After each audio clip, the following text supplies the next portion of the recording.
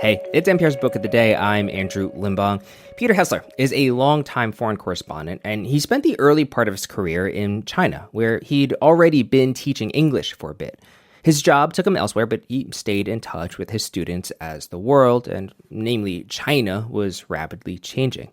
In 2019, he moved back to China and started teaching at Sichuan University, where he realized exactly how different this country had become. He's got a book out now titled Other Rivers, comparing the China he once knew to the one he's in now. And in this conversation with NPR's Emily Feng, he talks about how the previous China enjoyed this massive economic boom where people were moving up the ladder, but the young people of today feel a bit disillusioned, despondent that they'll never see anything like that in their lifetime. That's ahead. Support for this podcast and the following message come from Wise, the app that makes managing your money in different currencies easy. With Wise, you can send and spend money internationally at the mid-market exchange rate. No guesswork and no hidden fees. Learn more about how Wise could work for you at wise.com. This message comes from Wondery. It's time to enter the discourse. Wondery's newest podcast, Let Me Say This, with hosts Hunter Harris and Peyton Dix, is the show for weekly hot takes on pop culture you didn't know you needed. Follow Let Me Say This on the Wondery app or wherever you get your podcasts. This is Emily Feng. I'm an international correspondent for NPR, and I've actually spent the last couple of years covering China. And one of the reasons why I wanted to be a foreign correspondent in China was because of the writing of Peter Hessler. He first discovered China while working as a Peace Corps volunteer there nearly 3 decades ago, and since then, he's become beloved for these wonderful, intimate profiles of the people and places he's encountered in China, documenting this enormous country that always seems to be changing, a change he revisits in his latest book, Other Rivers, A Chinese Education. So, Peter, it's amazing to talk to you because you've seen China both past and present, and I think we've both been on this China roller coaster, falling in love with the country, maybe getting our hearts broken by the country, and so it's great to compare notes. But to talk about your book, Other Rivers, it's based on your time where you go back to the province where you volunteered as a Peace Corps member. Why did you want to go back? Yeah, we were lucky in the sense that we were sent to China in 1996. That was a pretty good time to go to China because it was, it's still, especially in the provinces, it felt pretty undiscovered and quite fresh. But it was open enough that you could really get to know people. And especially the connections I had with my students, the people I taught, who were almost all of them from the countryside and who were becoming teachers. But more importantly, were really becoming urban people. They were becoming middle-class people. And so it was easy for me to stay in touch with them. So I was in very close contact with them. So actually, quite early on, I had this idea that it would be I want to see what happens with this cohort of people, how their lives change. And I also had this idea it would be really great to go back and teach. And what struck you when you moved back? What was different? What had changed? When I was first in China as a Peace Corps volunteer, it was so rare for people to go to college, first of all. Only 1 out of every 12 college-age Chinese would go to any kind of tertiary educational institution, so it was extremely rare. And by the time I returned, so that was 1996, by the time I went back in 2019, that figure, that 8%, had turned into 51.6%. It's unprecedented, especially for a country of that size. It's unbelievable. Like the college where I had taught had 2,000 students. In like a 10-year span, it expanded to 20,000, more than 20,000 students, right? And that sort of expansion was just standard. That was not unusual. It sort of changed at every imaginable level, except the political level. One thing I loved, though, is you also wrote about things that felt similar, had basically stayed the same in the 2+ decades you were away. What were those? Yeah, the politics was one of them. In the sense that, when I was there in the 90s, you kind of always had this idea. You could tell that the place was undergoing something important. It was, Fuling was pretty remote, the town where I lived. So changes were slower to come there, but they were starting to hit. Things are really happening. I remember in those days, you'd always say, well, I wonder what, if I thought about coming back in 20 years, I was pretty sure that there would be, a significant political change. That was a common response. And over time, I realized that it didn't necessarily work that way. I think as a Westerner, you have these assumptions that living standard goes up to, in incredible ways. And education, I mean, you're going from 8% of kids going to, to higher education to 51.6%. You've got to have major political changes that go along with this. But that's not true, right? China's proven that. When I went back in 2019, and in some ways it had become more regressive. I mean, since 2012, China has entered, a quite closed phase. There's been a retrenchment of political rights. And so that sort of thing, but it's also even at the level, like the propaganda often feels really the same. There's sections of my book where I talk about how, like, I would show my students something from, that I wrote about in the 90s, and they're like, oh yeah, we did that last week, because they were still doing the same kind of political rallies and the same kind of, very kind of crude indoctrination classes. So that sort of thing was the same. I did feel like the students themselves were quite different. Now, this is a little bit apples to oranges because Sichuan University, where I taught 2019, is a much more elite institution.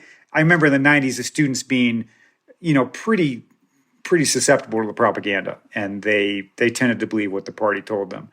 That changed after they left university, but as students, they were like that. But I felt like the students that I knew at Sichuan University 2019 to 2021 are so much more sophisticated, so much more connected to the outside world. And that's something that gives me hope and makes me think that at some point, maybe we will see some of these changes that we would like to see. Well, let's speak about your students. You get this wonderful sample of Chinese society, basically, of young people. What did you find motivated them in this cohort? What was their outlook for their futures? Yeah, it was so different. I mean, again, in the 90s, these kids were coming from the countryside. They wanted to become urban people. They wanted to become educated people. Many of them had been seriously poor. They were malnourished. It's very different in 2019. Most of the kids I taught were middle class. Most of them were urban residents. Actually, the first semester, I don't think I had a single student from the countryside. But as far as like what motivated them, this society is so intensely competitive, right? And in some ways, that's what drove that 90s cohort out of poverty. This has continued to be the case in China, that competition is almost like a guiding principle of life. And the young people do feel burdened by this. It weighs on them. And they're starting to realize that the kind of rise that their parents had might not be possible anymore. You include a lot of writing from your current and former students, and they're often very, very good writers themselves. One of your recent students wrote that she thought her generation was a confused generation. I feel like some millennials in the US might say the same, but do you see this as like a uniquely Chinese phenomenon, that people are not sure of their way forward, they're facing relentless competition, maybe they're not choosing to have children because they feel under pressure? I do believe that it's more intense in China. Some of this is just the numbers, man. There's not that many of them when you get down to it, right? And the one-child family dynamic really comes into play in this. All of the weight, all of the expectations on the family is on that kid. You mentioned the students saying we are a confused generation. I mean, whenever they wrote about themselves, they could be just so brutally honest in ways that American students wouldn't. Like I taught George Orwell Animal Farm, and I said, well, which animal do you identify with? Some of them would choose the most pathetic character who basically is completely susceptible to every kind of propaganda and who gets worked to death. There's a horse who was named Boxer. It's one of the more tragic figures in that book. And a number of students would say, I'm like Boxer. And they'd say, I don't have any original ideas. I do what I'm told, and I could see a situation where somebody would work me to death. In some ways, it was a very touching quality and one that made me very sympathetic to them. But it also, of course, makes me concerned for the future. I want to ask about the nuts and bolts of reporting this book and also teaching in China during those years. There's obviously been this marked political shift. There's more suspicion about things that are foreign, about journalism in general. Did you find that impacted your teaching and writing this book? The teaching was surprisingly free of it. I did have one sort of scary incident where I was what they call jubal, like reported for political misdemeanors. But it turned out to it died out pretty quickly. It was more like I was reported on social media and there were claims about that I was being investigated, but the university nothing happened at the bureaucratic level and it kind of blew over. But it was scary. I really wasn't afraid in the classroom. The kids didn't make me nervous the way, and I think I did, I was also I felt very fortunate in that my reporting at that time, I was able to report without too many problems. There were some minor problems with security forces, but actually less than I had often experienced in the past. And I did also there were lots of situations where people wanted to talk. I think that doesn't mean it's a representative experience in the sense that I think it is an incredibly hard place to be a journalist now. I mean, and it just some of it again comes down to numbers. So many journalists have been expelled or can't be there. I mean, that's your situation, right? And so, you have this cohort of people who are really talented and who have background and who have language and who should be in China reporting, and they can't. Do you feel like that kind of long-form writing where you really get to spend time with subjects, and whether that's becoming less and less possible in China? I think there is still a lot. I think there's still just amazing material there. If you can get there, if you can live there and be a reporter there, I have no doubt that you can get great stories.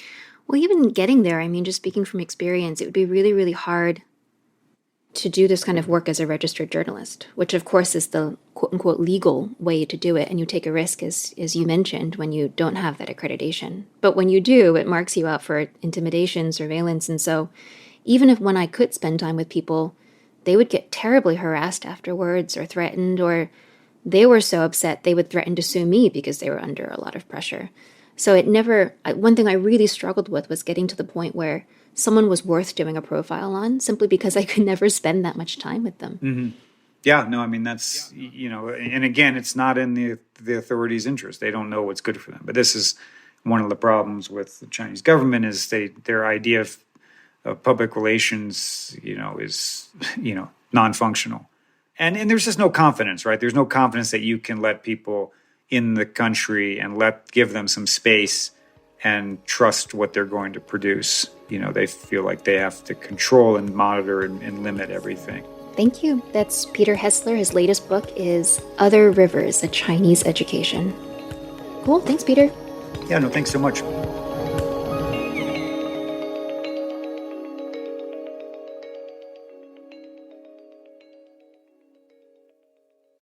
All that sitting and swiping, your body is adapting to your technology.